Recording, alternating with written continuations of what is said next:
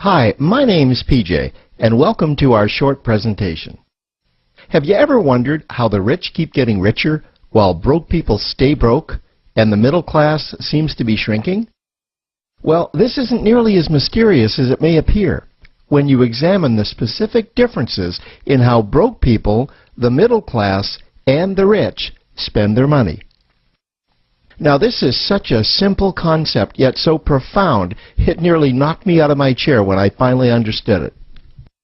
I'm going to show you exactly how the rich spend their money, and you can evaluate for yourself why they keep getting richer and the broke keep getting broker, and why the middle class remains so stressed out.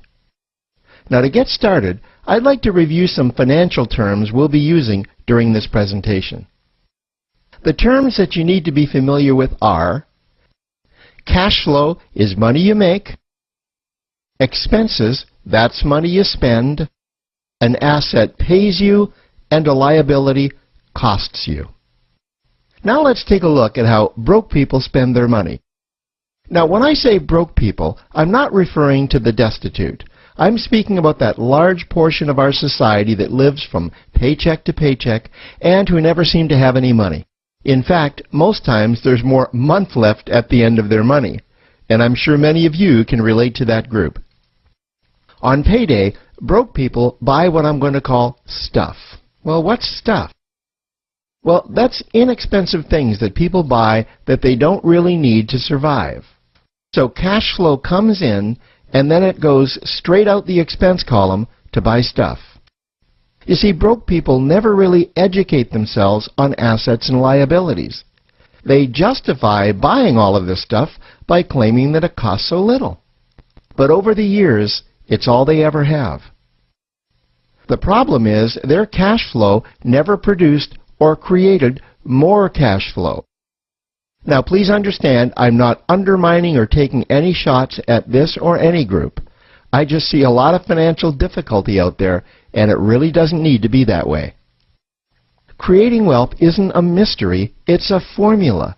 The only reason someone doesn't create wealth is because they either don't know the formula or they don't apply the formula. Now let's take a look at the middle class. The middle class is the group that society mistakenly thinks are rich. They're not. Yes, they typically earn a six-figure income, and many of them appear rich, but it's what they buy with their money that keeps them prisoners of the middle class. What they typically buy are liabilities. Remember the definition of a liability? Things that cost you.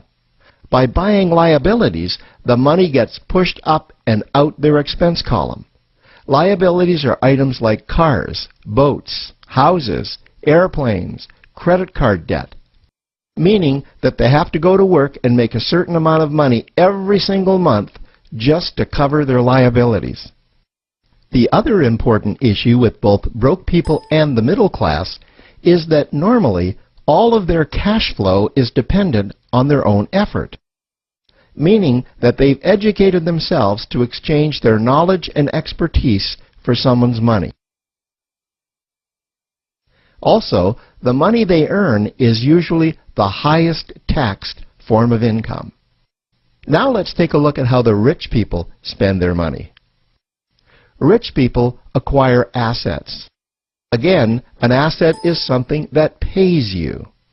If you want to become rich, buy assets that earn you more money. The money cycle looks like this.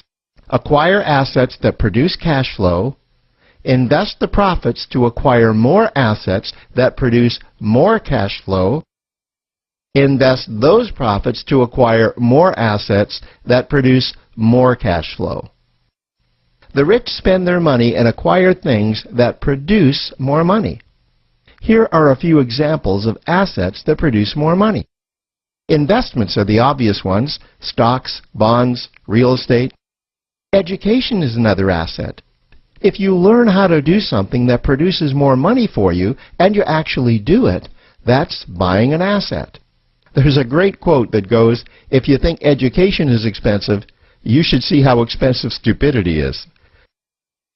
Another example of assets you can acquire that pay you are cash-generating opportunities.